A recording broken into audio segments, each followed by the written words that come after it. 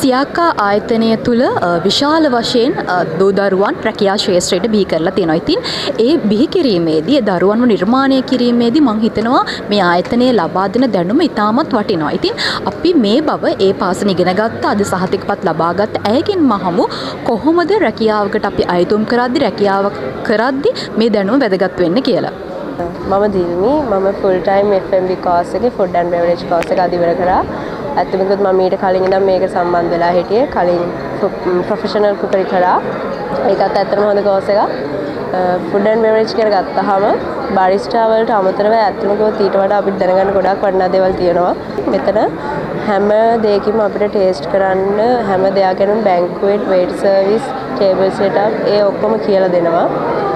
හැම දෙයක්ම අපිට රෙස්ටෝරන්ට් එකක වැඩ කරනවා වගේම ප්‍රැක්ටිකලි හම් වෙනවා. ඇත්තම කිව්වොත් මම මෙතන highly recommend කරනවා.